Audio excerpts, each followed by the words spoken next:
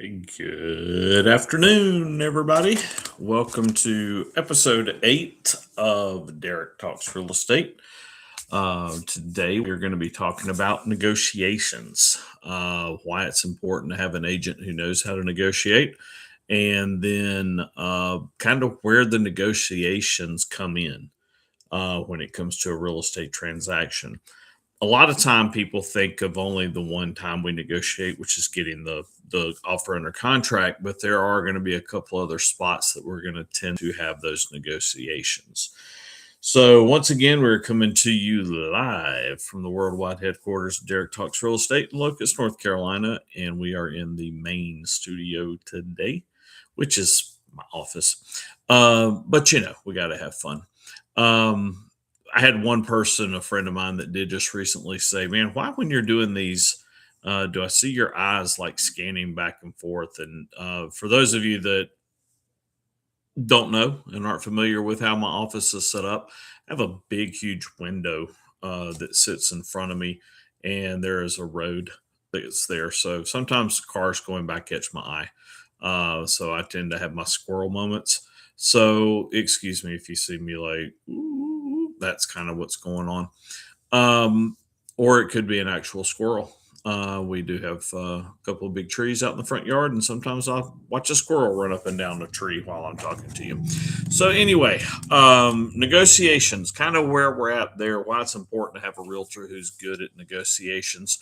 Um, I will tell you that just because your realtor has done a lot of transactions doesn't mean they're a better negotiator than someone who may not have done a lot of transactions. Now, obviously, the more transactions you do, the more experiences that you come across, the more things you learn, so you can better serve your client. But I don't want any of you out there in the world, in YouTube world or Facebook world, who may see this on Facebook when I post it there. Um, don't not use someone because they're a newer agent. If you're comfortable with that agent and you feel like they're going to have your best interest at heart, by all means use them. But what I would say is make sure what their negotiation tactics are, also what their negotiation experience is. Because even though they may be new in real estate, they may not be new to negotiations. Before I came into real estate, I spent a lot of my time in the car rental world. And I did a lot of negotiations when it came to setting up corporate accounts, dealing with different corporate accounts on getting rates set, different things like that. But more importantly, I spent about 3 years of my life negotiating with airport authorities and with RFPs and which is references for proposals. And when you're dealing with governmental agencies, you tend to learn how to negotiate because that's what a lot of that is. It's negotiating, it's dealing with the red tape, it's dealing with all of the different things. And so that's where I picked up a lot of my negotiation skills. So when I came into real estate, even though I was new, I was pretty good at negotiations. So, of course, now I've closed over 300 transactions. So I've done a lot of negotiating. So I'm pretty good at it. Um, and that's the main thing that I would say you need to make sure of. When you hire someone to sell your home, you have your market that drives a lot of the results there. There are a few things that agents can do here or there when it comes to marketing, but we're not going to cover those today. That sets them apart, but most agents are the same. You could hire me, or you could hire someone else, or you could hire, just any one of 5 or 10 agents that you may be interviewing. You can hire any one of us, and we're probably going to get a similar result. The difference is going to come in on the negotiation side. And that's where we're going to earn our money. That's where we're going to make you money or save you money. So, depending on what side we're helping you on. So, that's why you want to make sure you have an agent that is really good at negotiations. All right. So, obviously, I said there's 3 times where we're going to negotiate. Number one is going under contract. So when we are representing you, whether it be on the buy side or the sell side, we're going to have several points of that contract that we're going to negotiate. Now, I'm going to talk to you from North and South Carolina standpoints. There are different rules in all different states.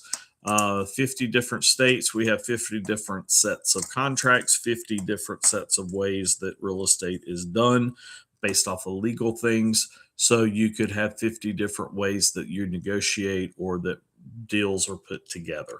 So I'm going to talk to you mostly on a North Carolina basis because that's where I do 90% of my business. So in North Carolina, the main things that we're going to negotiate when we negotiate a contract is we're going to negotiate number one, the price, right? Number two, we're going to negotiate the due diligence fee. And for those of you that are not familiar with what a due diligence fee is, in the state of North Carolina, the due diligence fee is the amount of money the buyer is going to pay the seller for them to do their due diligence. It's a period of time, and you pay them for that period of time. So it could be 21 days, it could be 28 days, it could be whatever you negotiate. So we negotiate the amount of time and then we negotiate the non refundable fee that the buyer pays the seller to do those due diligence steps. So, for example, we could have a $400,000 house and the initial offer comes over and they're offering $500 due diligence for a 28-day due diligence period on a 35-day close.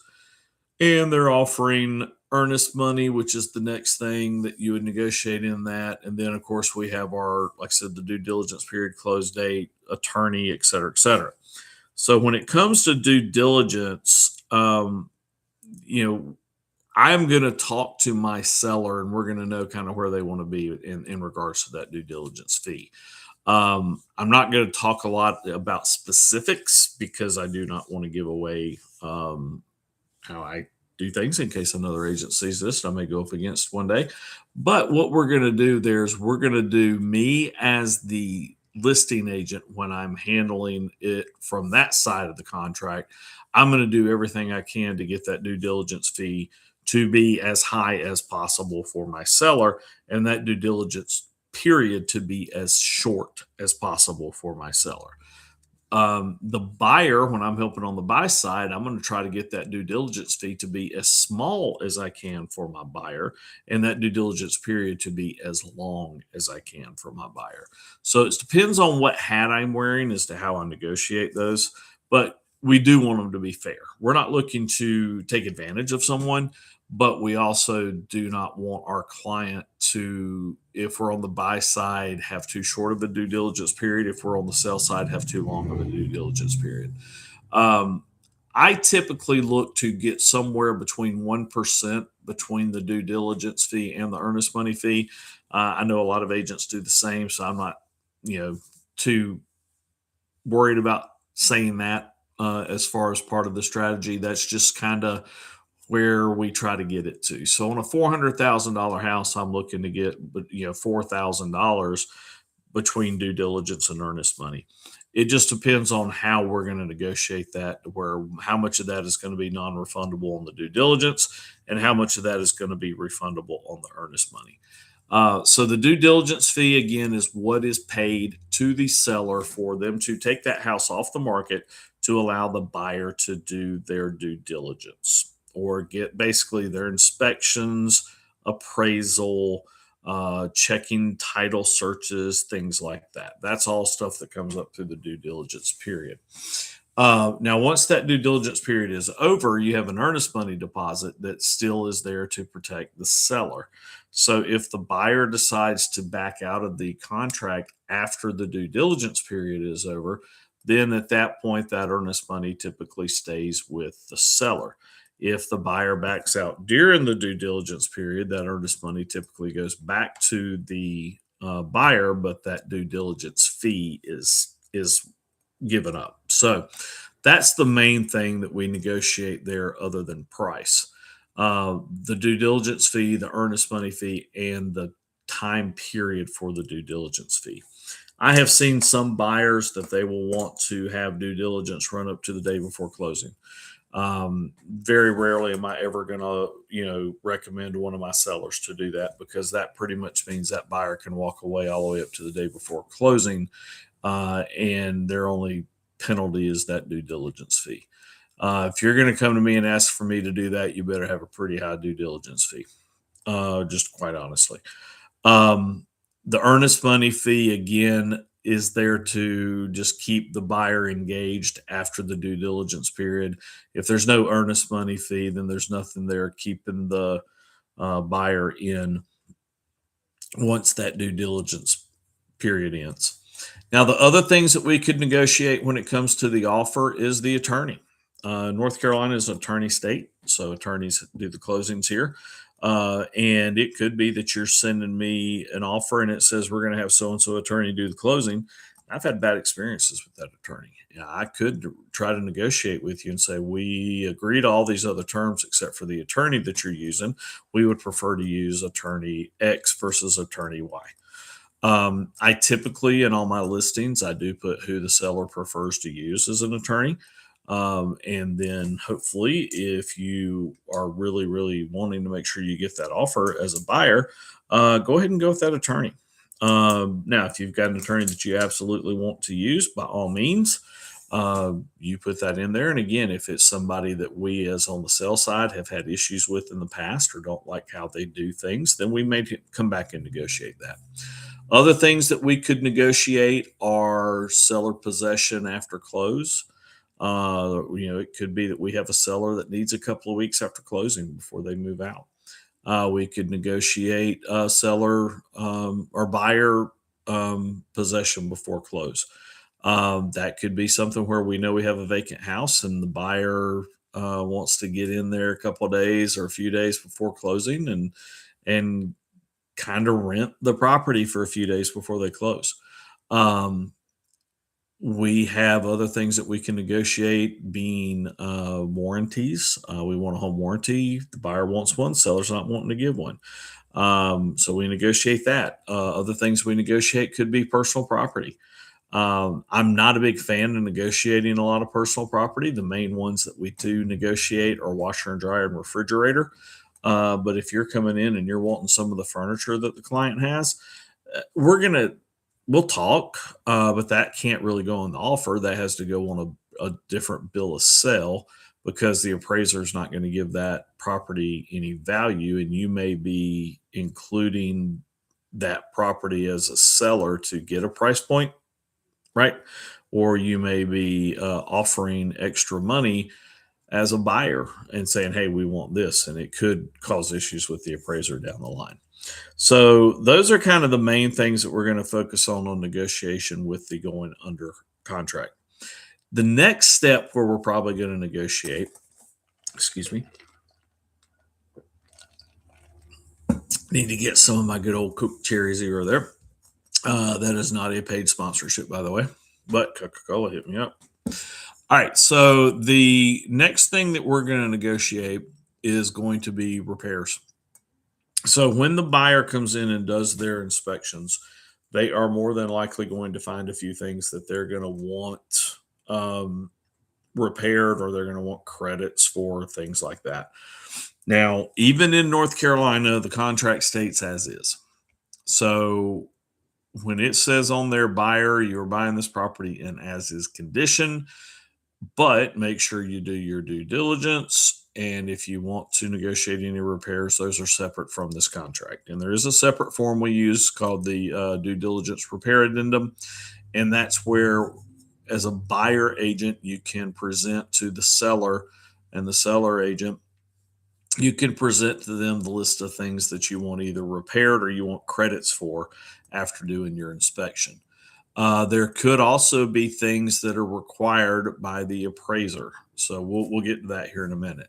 But let's say we're under contract. We've told you we're doing it as is, but you come in and we find out that there's a roof issue, or we find out there's a window issue, or we find out that, quite honestly, there's just a bunch of outlets that need to be replaced, or there's a light that's out, or something along that lines, or there's a door that is not latching properly, or there's a door with a big hole in it.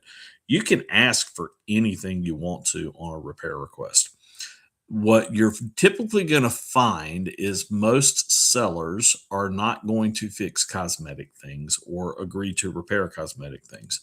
The things that they will attend to agree on or things that are safety, health, structural, things that are material facts. One of the things that I tend to do, I do prefer to get credits versus having repairs done. If I'm on the buy side, I prefer the credits, and I want my buyer to hire the person they want to do the repair work, because the seller could hire just anybody to get it done. Unless, of course, in the repair request, you tell them that they have to have a licensed and bonded contractor. And if some of the stuff you may be asking for may be so minor that a licensed and bonded contractor is going to be like, yeah, I'm not wasting my time on that.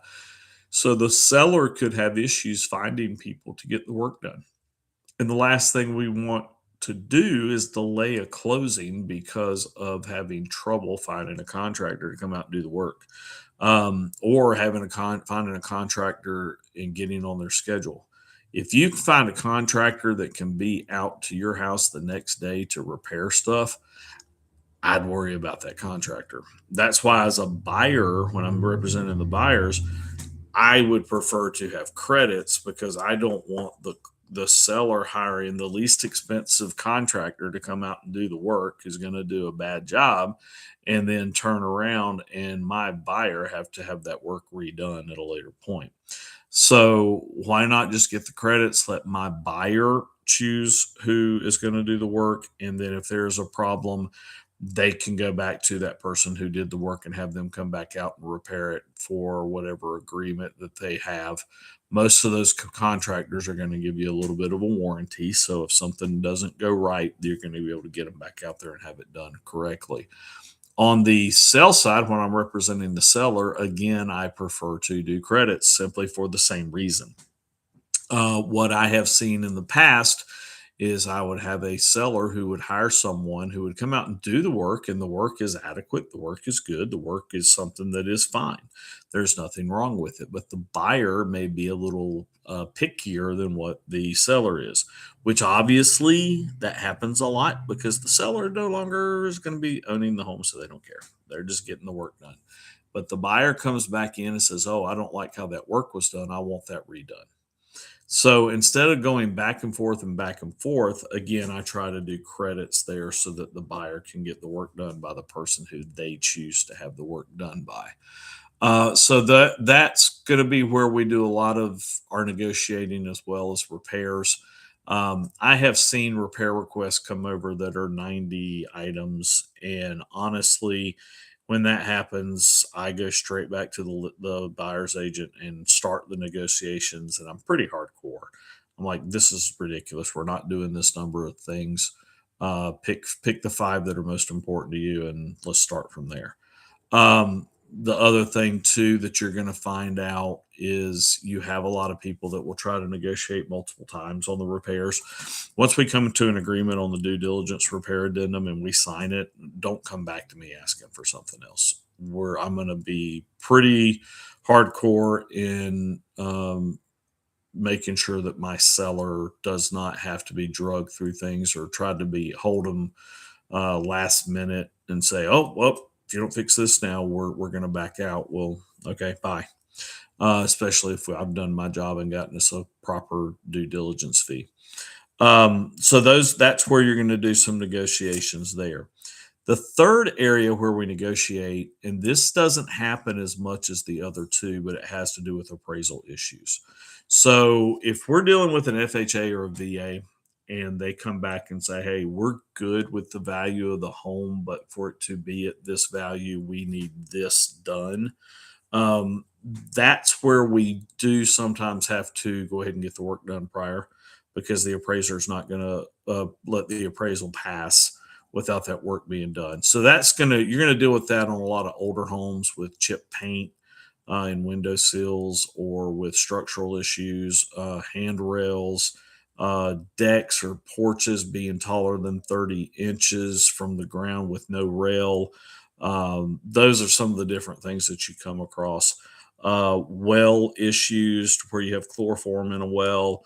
That water is going to have to be shocked and treated and have a passing thing. So those are all things that sometimes pop up in the appraisal.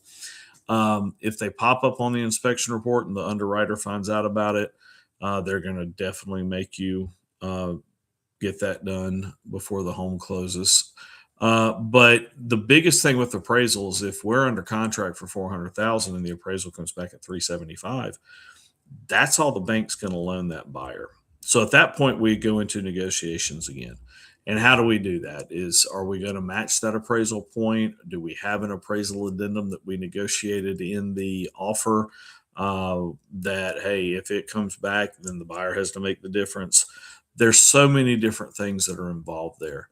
Typically, when we do have an appraisal that comes back low, um, that's where in negotiations, we're just going to do what we can to get the two sides and keep them together. Um, I've had them where we've split it, where we've just said, okay, we're $15,000 apart. Let's go $7,500. The buyer brings that $7,500 and we drop our price $7,500.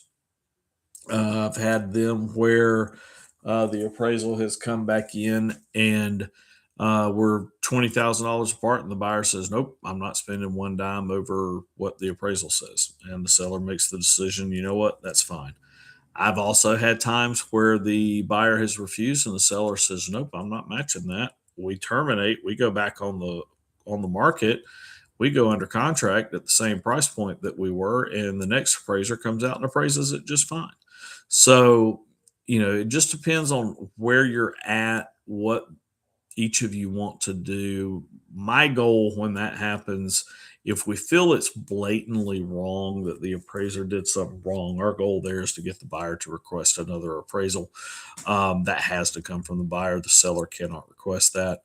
And sometimes the buyer may agree they really want the house, and they'll say, "Hey, let's just see if we can get another appraisal done."